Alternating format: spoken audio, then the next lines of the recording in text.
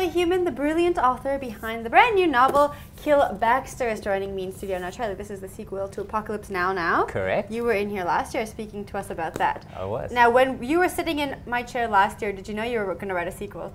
I didn't. It was something that the publishers actually asked for. So, which was quite interesting. I wanted to do something different. Yeah.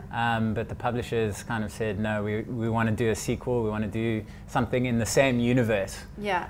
Which I think is a trend amongst publishers. They want to kind of, if people like something, they want to just keep it going. Keep it going. So initially I was reluctant, but then once I started writing, it just all started flowing again. Well, I think that answers my next question. I was going to ask if Baxter kind of, if you had to dredge him up, or if he was like knocking on your door, like, no, tell my story, tell it, please. Once I started writing and getting into Baxter's voice and that, it all just kind of happened, and yeah, I actually really enjoyed writing Kill Baxter. Well, it's very interesting. Why don't you introduce us to what we can expect Baxter to get up to? Okay, so, well, previously on the Apocalypse Now series, not too many spoilers, but Baxter is without a school. He's been kicked out of his school. So he has to find a new school, and it turns out that his new school is Hexpoort, which is sort of the South African version of Hogwarts. A lot more hardcore. Yeah, way more hardcore than Hogwarts. Like, yeah. It's like Hogwarts for... Yeah, a lot more drugs, a lot more sex, a lot more rock and roll. Yeah, so that's kind of Baxter's challenge, is going to this new school, and all the challenges that going to a new school entail anyway, but then also this supernatural world that won't leave him alone. Crazy. Now, you brought up the fact that the school is like South African, really crazy version of Hogwarts. Do you get inspiration from Harry Potter? I'm sure people ask you this all the time. Well, there are a lot of sort of nods to the Harry Potter series, like in-jokes and that in there. Obviously, because of the way that the cover was done for Apocalypse Now as well, it looked, particularly the UK cover, looked very Harry Potter-ish. Yeah. So I do get a lot of kind of comments, but it's acknowledged within the books. Right. You know, there are a lot of in-jokes, like I say.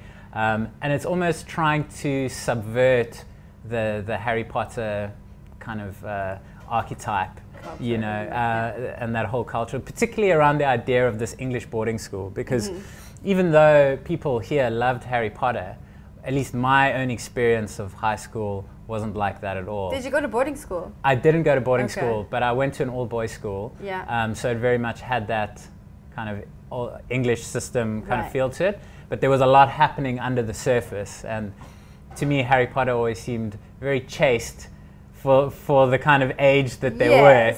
You know, so I thought, like, okay, that's not what 16-year-olds are doing and thinking about. So Kill Baxter sort of reflects that a bit. I think you make a pretty good depiction of what 16-year-olds might be thinking about. Now, his sidekick, Ronan, is hilarious to me. Yeah. So yeah, the question that everyone's been asking me is should there be a movie version? If there ever was a movie version, who would play Ronan as this kind of alcoholic bounty hunter? And there've been several suggestions. Woody Harrelson, somebody said. That would be a good one. What else? Jeff Bridges. Who else? I was thinking maybe Sharlto Copley. Particularly the Sharlto Copley in Elysium, the bearded kind of mercenary. I thought he would be really good. Yeah, that's a good one. Yeah. I'm trying to think who I could. Matthew McConaughey plays a good. Yeah, well, from a true detective, that sort of look, definitely. Yeah.